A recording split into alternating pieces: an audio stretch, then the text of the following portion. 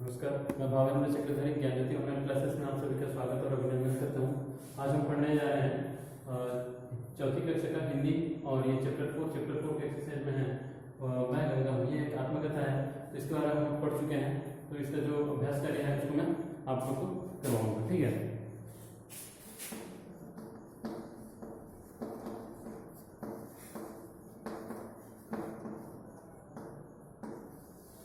अभ्यास करें। तो इसका पहला प्रश्न है, मौखिक का पहला प्रश्न क्या है आप लोग को बता रहा हूँ मैं। पहला प्रश्न है, शब्द उच्चारण कीजिए। शब्द जो है ना उसको शुद्ध उच्चारण कीजिए। यहाँ पर है शब्द, इसको हम लोग शुद्ध उच्चारण कर लेंगे, ठीक है। यहाँ पर है लालायित, उसके बाद में साम्राज्य, प्रयास, पवित्रतम, सर्वोच्च, उद्भव, उत्थान, गंगोत्री, उद्धार, निर्मलता, जाह्नवी, प्रदूषित, ठीक है। एक बार और पढ़ लेता हूँ। लालायित, साम्राज्य, प्रयास, पवित्रतम, सर्वोच्च, उद्भव, उत्थान, गंगोत्री, उद्धार, निर्मलता, जाह्नवी, प्रदूषित, ठीक है। इसके बाद में आते हैं हम लोग मौखिक प्रश्न। मौखिक प्रश्न क्या दिया है, बताइए आत्मकथा किसे कहते हैं। किस पाठ में किसने अपनी आत्मकथा कही है। तो आत्मकथा किसे कहते हैं, इस पाठ में आत्मकथा इस पाठ में किसने अपनी आत्मकथा कही। तो यहाँ पर लिखा है कि प्रश्न में है आत्मकथा किसे कहते हैं और किसने अपनी आत्मकथा यहाँ पर कही है बोलकर। तो इसका उत्तर है अपने जीवन की संपूर्ण जानकारी देना आत्मकथा कहलाती है। तो जो अपने जीवन की संपूर्ण जानकारी देते हैं, अपने जीवन के बारे में संपूर्ण जानकारी देना क्या कहलाता है, आत्मकथा कहलाती है, ठीक है। इस पाठ में पवित्र गंगा ने अपनी आत्मकथा कही है। तो इस पाठ में पवित्र गंगा ने अपनी आत्मकथा को कही है। उसके बाद क नंबर में है, जवाहरलाल नेहरू ने गंगा के साथ अपने प्रेम के संबंध में क्या लिखा है। तो जो जवाहरलाल नेहरू थे, हमारे पूर्व प्रथम प्रधानमंत्री, वो जवाहरलाल नेहरू अपने जो प्रेम के संबंध में क्या लिखेंगे। तो उत्तर में है जवाहरलाल नेहरू ने गंगा को नदियों में सर्वोच्च स्थान दिया है। तो जो जवाहरलाल नेहरू थे हमारे प्रथम प्रधानमंत्री, वो गंगा को क्या दिए हैं कि नदियों, जितना भी नदी है तो सबसे सर्वोच्च स्थान यानी सबसे पहले स्थान उनको दी, ठीक है। उन्होंने लिखा है कि मुझे बचपन से ही गंगा और यमुना से प्रेम रहा है। तो जो जवाहरलाल नेहरू थे उन्हें बचपन से गंगा और यमुना, बचपन से ही उनको प्रेम, और उम्र के साथ ही मेरे इस प्रेम में बुद्धि हुई है, और उसके उम्र के साथ साथ में उसके प्रेम में बुद्धि भी हुई है। उसके बाद में गंगा का प्रश्न है, गंगा के उद्भव स्थान को गोमुख क्यों कहा जाता है। तो जो गंगा का उद्भव स्थान है उसको गोमुख क्यों कहा जाता है। तो आइए देखते हैं यहाँ पर क्या लिखा है। गंगा के उद्भव स्थान का आकार वास्तव में गाय के मुख के समान है। तो गंगा जहाँ से निकल रही है, गंगा का उद्भव स्थान जहाँ से निकल रही है वो गाय के आकार की तरह है। गोमुख यानी गाय के आकार की तरह है, इसलिए उसे गोमुख कहा जाता है। जिसमें एक वर्ग की चट्टान ऊपर के होंठ तथा पीछे दो वर्ग की चोटियों कानों के समान दिखाई देती है। यानी बर्फ की जो चट्टान है वो गाय के मुख की तरह है। ऊपर जो है बर्फ वो दोनों होंठ गाय के दो होंठ की तरह है, और साइड जो है वो साइड ऊपर की जो साइड की चट्टान जो है दो बर्फ की चोटियां हैं वो कानों के समान दिखाई देती है, इसलिए उसे गोमुख कहा जाता है, ठीक है। उसके बाद में ध्यान नंबर का प्रश्न है, गंगा को स्वच्छ रखने के लिए क्या प्रयास किए जाने चाहिए। तो जो गंगा है उसको स्वच्छ रखने के लिए क्या इसके प्रयास करना चाहिए, किस तरह से हम लोग गंगा को स्वच्छ रख सकते हैं, ठीक है। तो प्रश्न उत्तर में है, इस प्रश्न के उत्तर में विद्यार्थी अपने मतानुसार प्रयास करेंगे। तो आप लोग अपने अनुसार बताओगे कि जानना है कि किस तरह से गंगा को हम लोग किस तरह से गंगा को साफ सफाई कर सकते हैं, उसके स्वच्छता के बारे में सोच सकते हैं, ठीक है। तो आप लोग इसको पढ़ोगे और याद रखोगे और मेरे को इसको बताना है, ठीक है।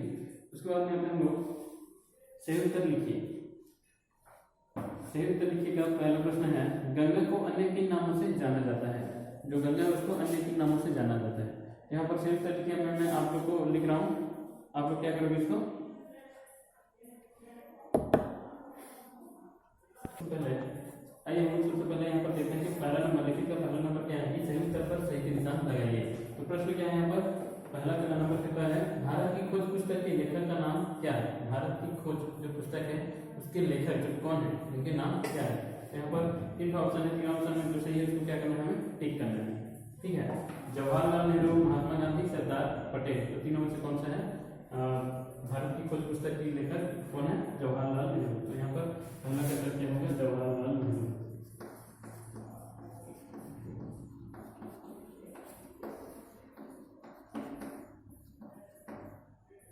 जवाहरलाल नेहरू भारत की खोज पुस्तक के पहले लेखक हैं, ठीक है।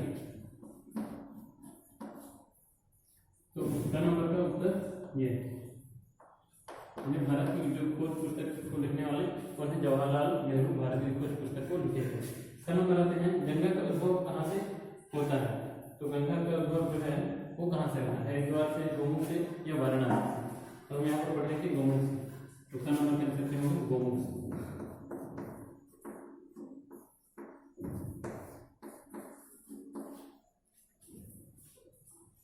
जाते हैं, गंगा को धरती पर कौन लाया था?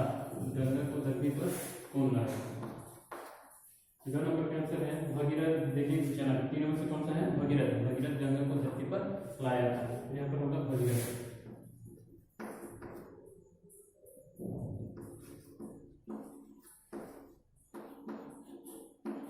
ठीक है। इसके बाद में घन नंबर में है, ये वाला बॉक्स ना इधर, ठीक है। ये पहला में है, इसको पहले में टिक करना है।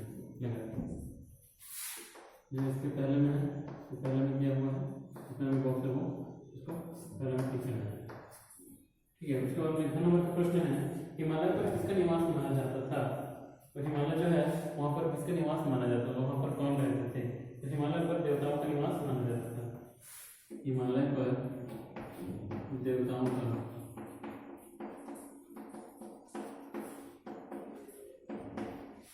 का निवास माना जाता था।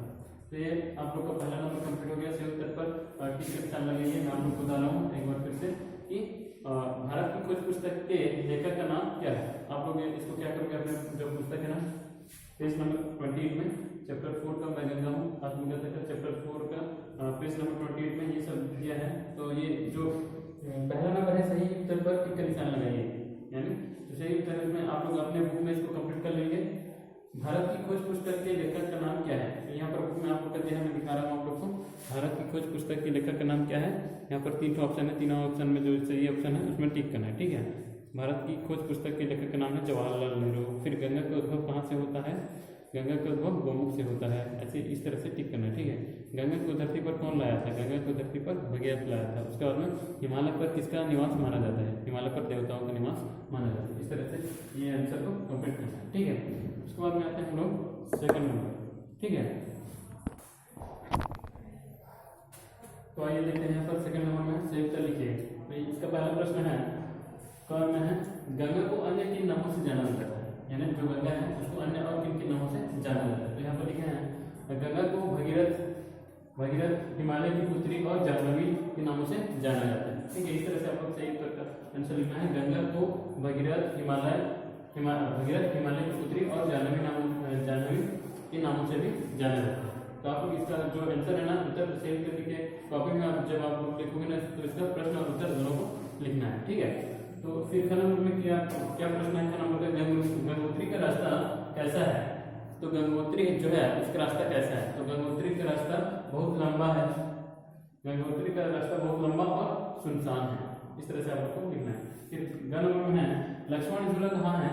वह स्थान कैसा है? तो जो ग नंबर का प्रश्न है लक्ष्मण झूला कहाँ है और उसका स्थान जो है वो कैसा है? तो उत्तर में लिखना है लक्ष्मण झूला हरिद्वार से कुछ मील दूर पर है। यानी जो लक्ष्मण झूला है वो हरिद्वार से कुछ मील दूर पर है और यह स्थान बहुत सुंदर है। जो लक्ष्मण झूला का जो है वो बहुत सुंदर है, ठीक है। उसके बाद में घन नंबर का प्रश्न क्या है? लोगों घन नंबर का प्रश्न है हिमालय से निकलने वाली नदियों को पवित्र क्यों माना जाता है? जो नदी हिमालय से निकलती है उसको पवित्र किस लिए माना जाता है, क्यों माना जाता है? तो यहाँ पर उत्तर में है लोगों का विश्वास है कि हिमालय की चोटियों पर देवताओं का निवास होता है।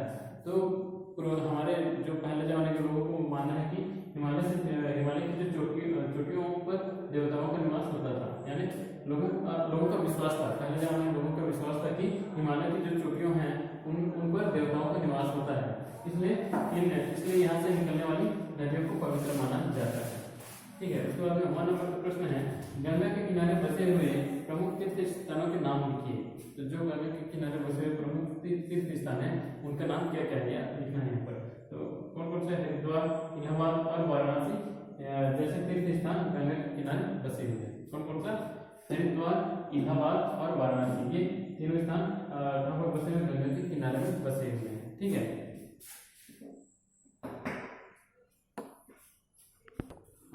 सेकंड नंबर के बाद में आते हैं हम लोग थर्ड नंबर। थर्ड नंबर में क्या है? वर्ग पहली में इन नामों पर गोला लगाइए। तो वर्ग यहाँ पर है वर्ग पहली, तो इसमें ये कुछ नाम दिए हैं, तो इसको क्या करना है? हमें गोला लगाना है। यहाँ पर पढ़ते हैं देवप्रयाग, हिमालय, भगीरथ, जवाहरलाल, यमुना, हरिद्वार, बनारस, बद्रीनाथ। तो ये नाम कितने नाम है? 3 3 6 7 8 नाम है। तो ये नाम जहाँ जहाँ है उसमें क्या करना है? वर्ग पहले में क्या करना है? आप लोग को गोला लगाना है। ठीक है।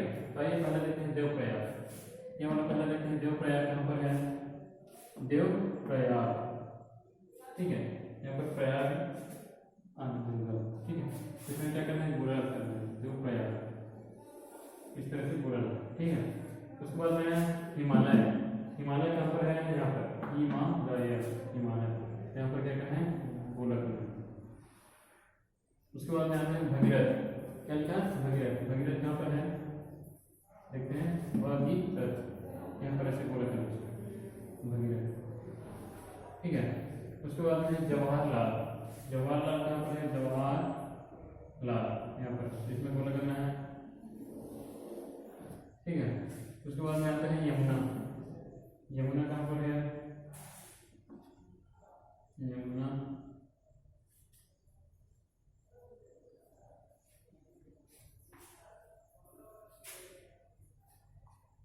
यमुना यहाँ पर, इसमें यमुना यहाँ पर ऐसे गोला। ठीक है। यमुना के बाद में है हरिद्वार। हरिद्वार कहाँ पर? यहाँ पर हरिद्वार, यहाँ पर ऐसे गोला। हरिद्वार के बाद में बनारस। बनारस कहाँ पर है?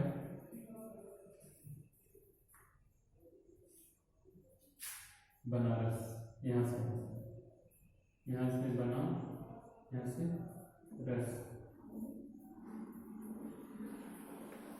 ठीक है। इस तरह से बनारस को भी राउंड ऑफ कर बोला। ठीक है। उसके बाद में है बद्रीनाथ। बद्रीनाथ एक मात्रा मिल गया है, एक मात्रा है। ठीक है। तो इस तरह से हम लोग कौन कौन से राउंड ऑफ किए? देवप्रयाग। देवप्रयाग कहाँ पर? यहाँ पर देवप्रयाग। उसके बाद में हिमालय है। हिमालय कहाँ पर लिखे हम लोग? हिमालय के यहाँ पर ऊपर में है। उसके बाद में भगीरथ। भगीरथ के यहाँ पर हम लोग राउंड भगीरथ। ठीक है। उसके बाद में जवाहरलाल। जवाहरलाल। उसके बाद में यमुना। यमुना का यहाँ पर राउंड किया यमुना। उसके बाद में है हरिद्वार। हरिद्वार का यहाँ पर है हरिद्वार। उसके बाद में है बनारस।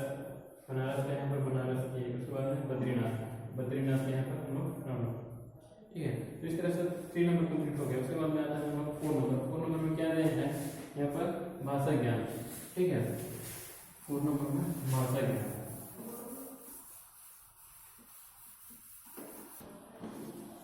तो भाषा ज्ञान में यहाँ पर है पढ़ो और समझो। तो यहाँ पर पढ़ने और समझने के लिए यहाँ पर कुछ, तो मैं पढ़ के आप लोग को सुना रहा हूँ। मैं गंगा हूँ इस देश में, हिमालय से कन्याकुमारी और असम से कच्छ तक कौन ऐसा है जिसने मेरा नाम न सुना हो।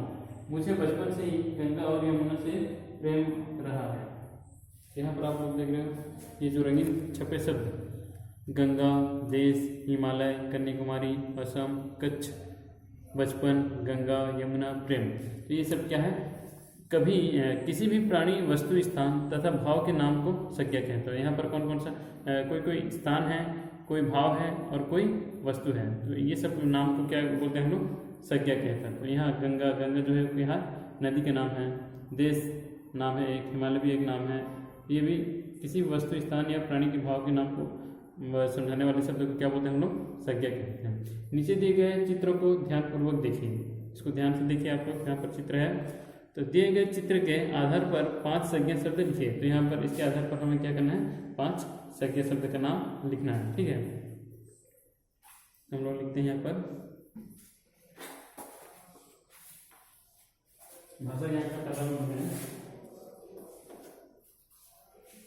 गांव। गांव।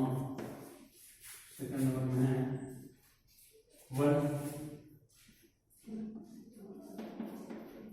वन, थर्ड नंबर में है मंदिर, मंदिर, फोर नंबर में है पशु पक्षी,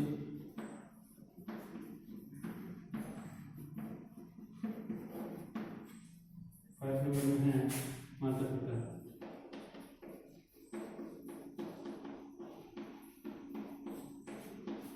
ठीक है, यहाँ पर 5 के नाम हम पढ़ चुके, लिख चुके। यहाँ पर कौन कौन से आपको बता रहा हूँ। यहाँ पर पहला में क्या है गांव, ये गांव का दृश्य है, आप लोग देख रहे हैं। यहाँ पर गांव का दृश्य है। उसके बाद में है सेकंड नंबर में क्या लिखा है वन, यानी ये सब वन है, जंगल है, इधर इसको जंगल भी बोलते हैं, वन भी बोलते हैं। ठीक है, उसके बाद में थर्ड नंबर में क्या है, यहाँ पर मंदिर है यहाँ पर। उसके बाद में फोर्थ नंबर में क्या है पशु पक्षी, ये पशु है, जानवर है, और ये पक्षी, पशु पक्षी। उसके बाद में फिफ्थ नंबर में क्या है माता पिता, यहाँ पर ये बच्ची है, इसके माता पिता ही है। ठीक है, तो ये सब क्या है दिए गए शब्द चित्र के आधार पर 5 सके शब्द लिखकर उनके भेद बताइए। तो ये कौन कौन सा भेद है, इसका भेद बताना है। ठीक है, तो गाँव स्थानवाचक, एक कौन सा भेद है स्थानवाचक, जगह का नाम को बोध कर रहे हैं, तो ये होगा स्थानवाचक, स्थानवाचक। ठीक है, उसके बाद में है सेकंड नंबर में क्या है वन, वन भी एक स्थान का नाम को बोध कर रहे हैं, तो ये होगा स्थानवाचक, स्थानवाचक। उसके बाद में मंदिर, मंदिर किसका बोध कर रहा है, ये भी स्थान का बोध कर रहे हैं, ये होंगे स्थानवाचक। उसके बाद में पशु पक्षी, पशु पक्षी जो है वो क्या किसका बोध कर रहा है, नामवाचक, पशु पक्षी ये नामवाचक, नामवाचक।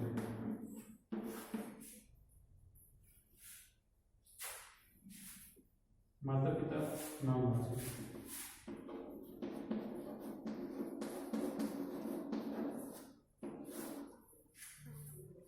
ठीक है, तो ये यहाँ पर हम लोग भाषा ज्ञान का करते हैं। गाँव स्थानवाचक, मंदिर स्थानवाचक, माता पिता नामवाचक, वन स्थानवाचक, पशु पक्षी नामवाचक। ठीक है, उसके बाद में हम लोग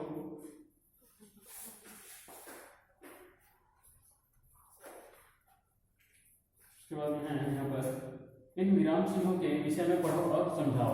तो यहाँ पर कुछ विराम चिन्ह दिए हैं, आप लोग को दिखा रहा हूँ, उनके बारे में पढ़ना है और क्या करना है समझना है। ठीक है, तो मैं आप लोग को पढ़ा रहा हूँ।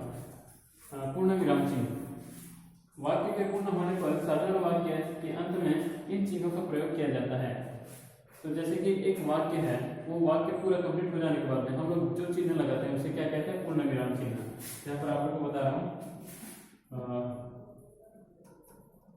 सेकंड नंबर पूर्ण विराम चिन्ह, पूर्ण विराम चिन्ह, पूर्ण विराम चिन्ह।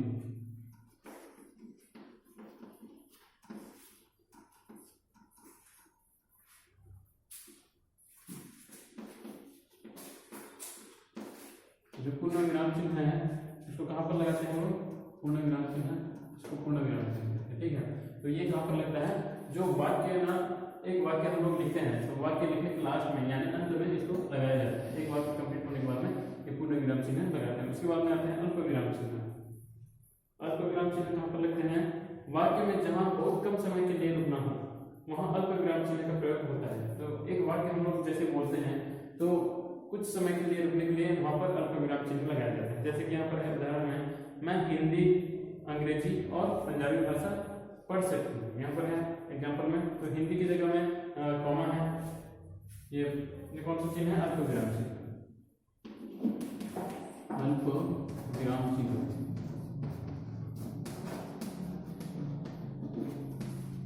यानी कम समय के लिए रुकने के लिए वहां पर अल्प विराम चिन्ह लगाया जाता है। ठीक है, इसको बोलते हैं अल्प विराम चिन्ह।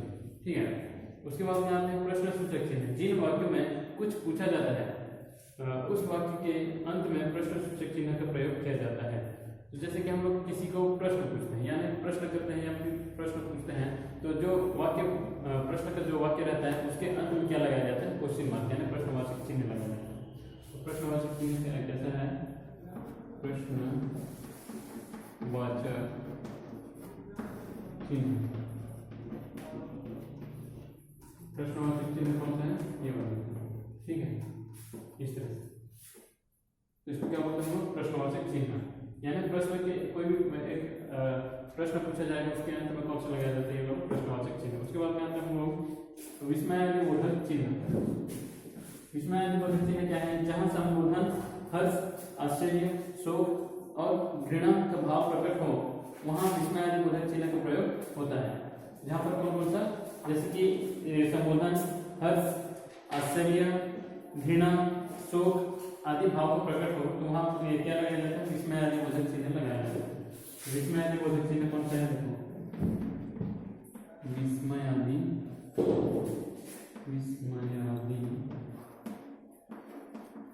बोधक, विस्मयादिबोधक चिन्ह कौन कौन सा है? ये विस्मयादिबोधक चिन्ह, यानी लाइन के नीचे में जो बिंदु है ये है विस्मयादिबोधक चिन्ह। उसके बाद में आते हैं इसका उदाहरण मैं बता रहा हूँ विस्मयादिबोधक चिन्ह का। जैसे कि यहाँ पर है, अरे तुम यहाँ क्या कर रहे हो? वाह मजा आ गया। ठीक है, तो इस तरह से ये है। जैसे कि अरे, अरे के बाद में यहाँ पर आप लोगों को देखा तो मैं बता रहा हूँ, यहाँ पर है विस्मयादि का अरे, अरे के बाद में जो है वो क्या है? विस्मयादिबोधक चिन्ह। ठीक है, तुम यहाँ क्या कर रहे हो? ये प्रश्नवाचक चिन्ह है, तो ये प्रश्नवाचक चिन्ह में आएगा प्रश्न सूचक, ये प्रश्नवाचक। उसके बाद में वाह मजा आ गया, वाह के बाद में जो लाइन खींच के यहाँ पर बिंदु है नीचे में वो क्या है? विस्मयादिबोधक चिन्ह। ठीक है, तो इस तरह से विस्मयादिबोधक कौन कौन सा में लगता है? संबोधन या हर्ष, घृणा या भाव प्रकट, यानी घृणा का भाव प्रकट करेगा विस्मयादिबोधक चिन्ह यहाँ पर लगाते हैं। ठीक है, उसके बाद में उदाहरण चिन्ह। उदाहरण चिन्ह क्या है? उदाहरण चिन्ह कौन से मैं बता रहा हूँ? उदाहरण चिन्ह, उदाहरण चिन्ह। तो उदाहरण चिन्ह कौन कौन से हैं?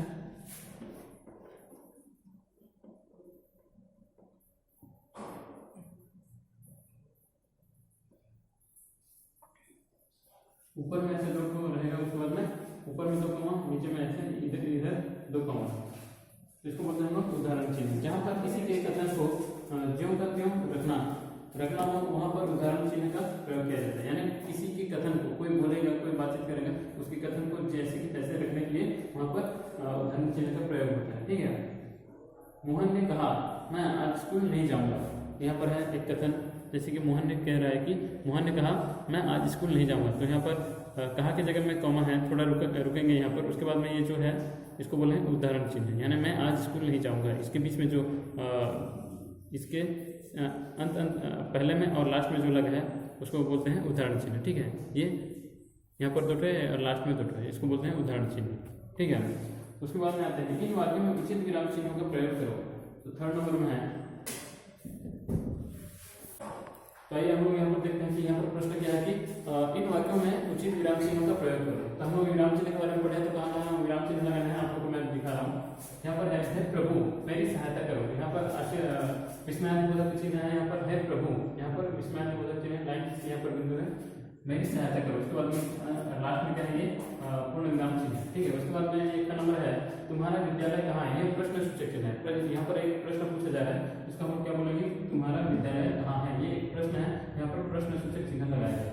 उसके बाद में क्या नंबर में आता है सुभाष चंद्र ने कहा था तुम मुझे खून दो मैं तुम्हें आजादी दूंगा। तो यहाँ पर सुभाष चंद्र ने कहा था, यहाँ पर थोड़ा सा रुकेंगे, उसके बाद में उदाहरण चिन्ह लगाए यहाँ पर, तुम मुझे खून दो मैं तुम्हें आजादी दूंगा। यहाँ पर कॉमा लगे के बाद में यहाँ पर उदाहरण चिन्ह दिया गया, ये लास्ट में उदाहरण चिन्ह दिया गया। ठीक है, उसके बाद में घ नंबर में आता है मैंने अपने जन्मदिन पर चॉकलेट, टॉफी, आइसक्रीम और मिठाई खरीदी। तो यहाँ पर चॉकलेट के बाद में कमा है, यहाँ पर टॉफी के बाद में कमा है, यानी यहाँ पर थोड़ा थोड़ा रुकना है। यहाँ पर थोड़े रुकने के लिए हम लोग कौन सा चिन्ह लगाते हैं? ये थोड़े रुकने के बाद में हम लोग कौन सा चिन्ह? अल्पविराम, यानी ये जो चिन्ह है इसको क्या बोलते हैं? अल्पविराम बोलते हैं। तो यहाँ पर अल्पविराम का प्रयोग करके ये वाक्य को कंप्लीट किया है। ठीक है, तो इस तरह से हम लोग वाक्य के जो चिन्ह है उसको लगा करके हम लोग अपना जो अभ्यास करेंगे उसको कंप्लीट। ठीक है, तो ये चैप्टर 4 का मैं करता हूँ। अब इसका ये एक आत्मकथा है, तो इसका जितना भी अभ्यास कर रहा था वो सब मैं कंप्लीट बता चुका हूँ। तो इसको आप लोग अपने कॉपी में और बुक में दोनों में कंप्लीट करना है। ठीक, धन्यवाद।